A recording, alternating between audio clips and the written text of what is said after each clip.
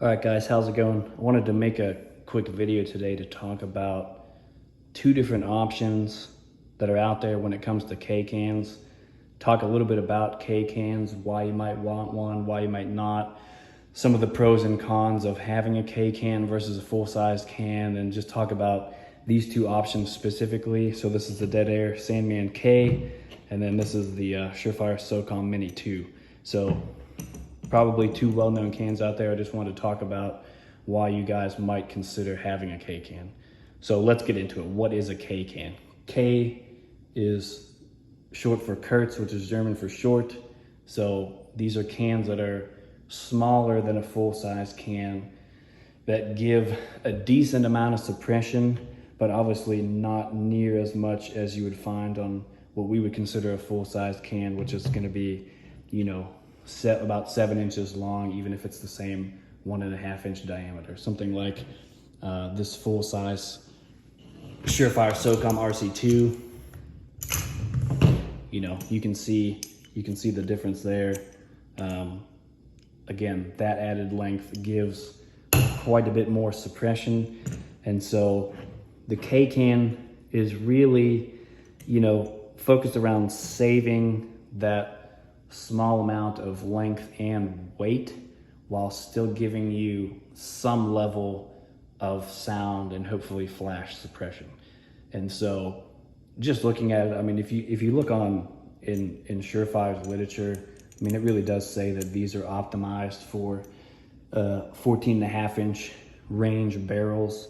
Even a 16 inch, you'd probably be better off running one of these than maybe a full size based on what you're looking to do. But that's the idea. We're trying to manage this balance of length and weight of the suppressor, but also length and weight of what kind of gun are you running. Do you need a full-size RC2 on something like a 13.9?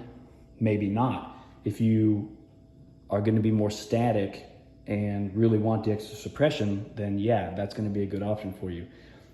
But for your general, maybe home defense, run and gun kind of setup where you want to save a little bit of weight, a little bit of length, gain some handling, then a Mini is something that you could definitely consider.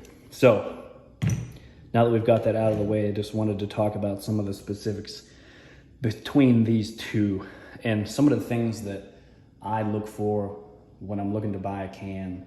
And these aren't in any particular order, and these may not be some of the things that you've heard people talk about, but obviously the first thing is sound suppression. That's why we want to have a can, right? We want to be able to cut that muzzle blast, the sound, the flash, and more or less manage it. Obviously, these aren't going to make your gun silent, especially in a dedicated 5.56 or 223 gun. That round is always going to be supersonic. It's always going to be loud. You're just trying to, like I said, manage the amount of noise that comes out the end of your gun. So obviously sound suppression. The other one that doesn't get quite as much conversation around it is flash suppression. So I'll be honest, these are, I probably have 4 rifle cans now, and early on, flash suppression I didn't think really mattered until it did matter. And so if you think about it, especially on a K can, there's way less volume in these cans to not only contain that unburnt powder and that fireball, and so you definitely have the potential for more flash with a smaller can. Now you'll notice on the Dead Air Sandman-K, I am running a 5.56 flash cap, end cap, and that's because you have to, in my opinion. When I first bought this, and if you're not familiar, guys, Dead Air cans are all 30 cal cans in their Sandman line. And so they don't make a dedicated 5.56 can like Surefire or some of the other brands do. And so, I'm not necessarily judging Dead Air on that, but for me to run this can on a 14.5 or a 13.9 AR with just the 30 cal end cap, not a flash cap, it was just way too much flash. I mean, to be perfectly honest. So that right there kind of changed my mind about things. Not that I'm not a fan of Dead Air products. I think they're durable. I think they've got some other attributes that are really good.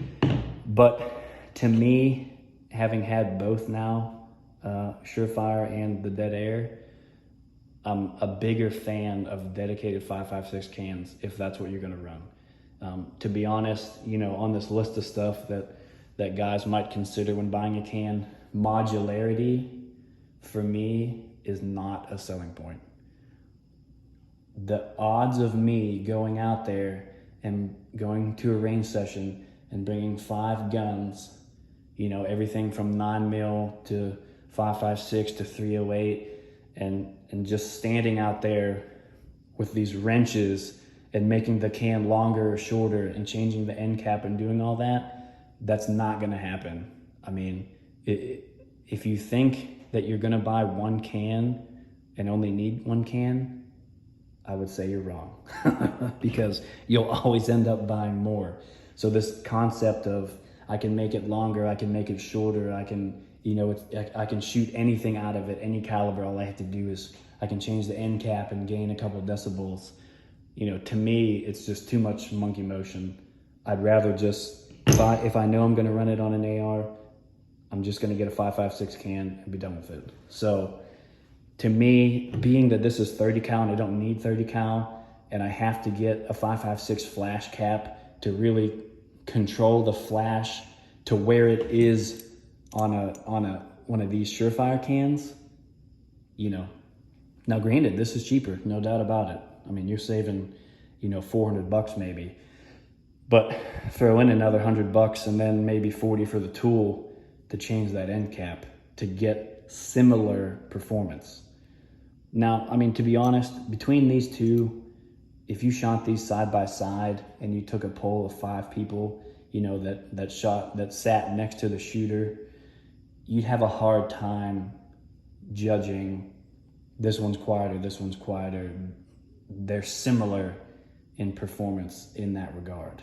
But like I said, having to retrofit this one essentially to get it to where I want it to be because I'm running it on a 5.56 gun as opposed to this right out of the box performing, you know, that's something to think about.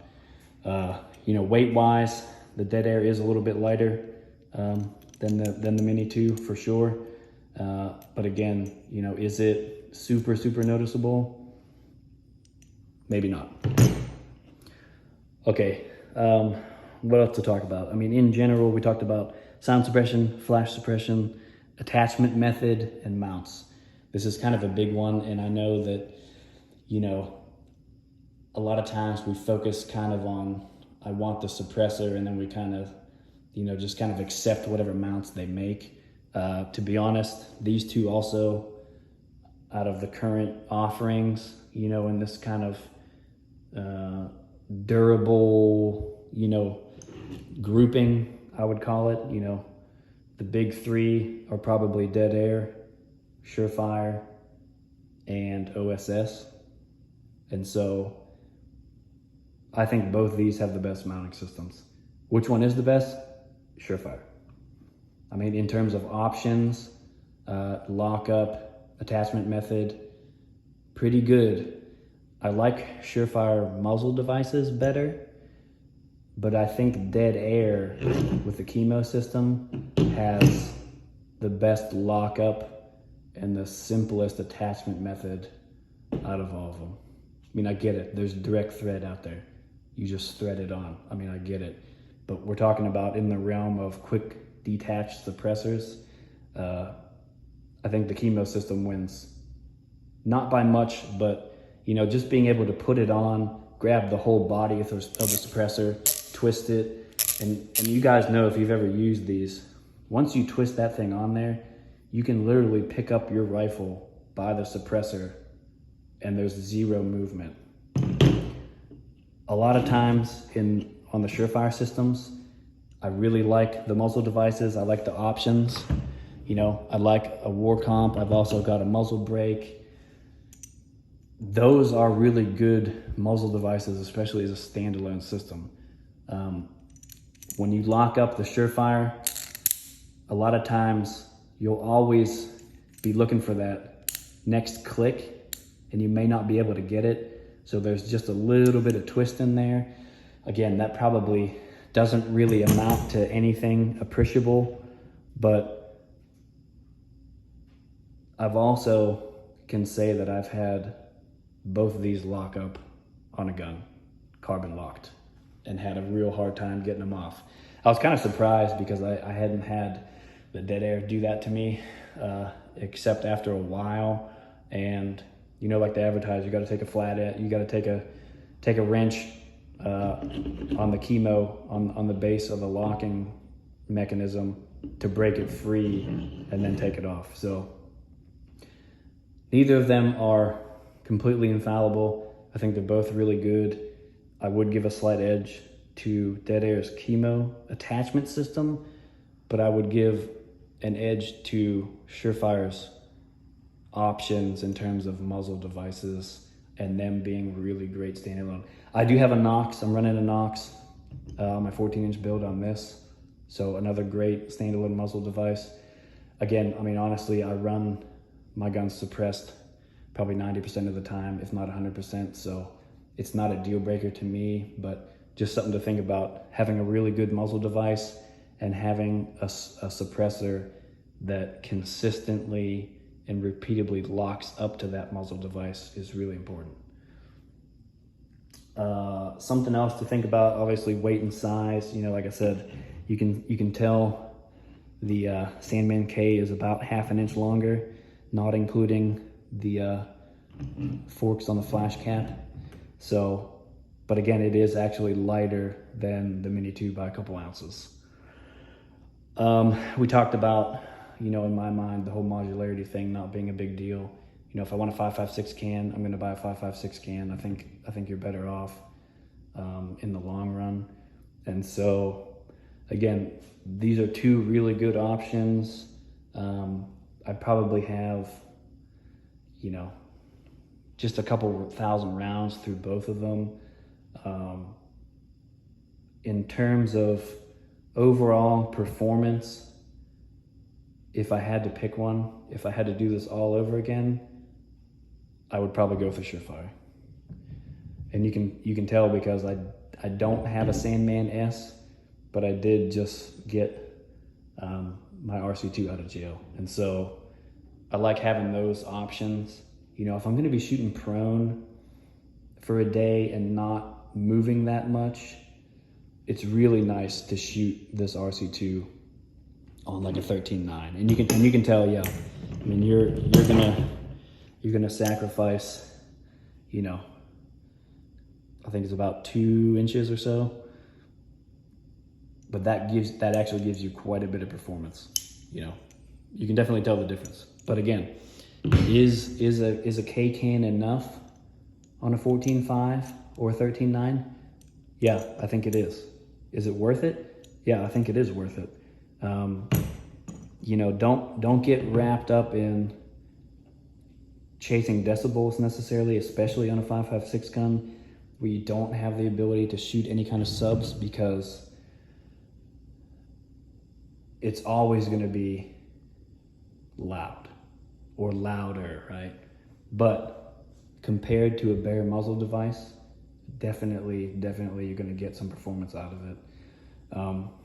So again, if you guys have any specific comments, leave them down below. I always, you know, there's some things that I wish I had answered when I started buying cans like this about performance, and you know, we all want to make the best decision we can. The problem is there's always not the best, and there's always not enough information out there. And so if you have any comments, leave them down below. In future videos, yes, I'm gonna do a comparison between these two for sure. I'm also gonna talk a little bit about this build. This is my 13.9, it's Criterion Core, BCM receiver sets, Knights Armament UX4, and the Schmidt & Bender Dual CC 1-8. So more videos to come. If you guys have any questions, leave them down below, and I'll talk to you later.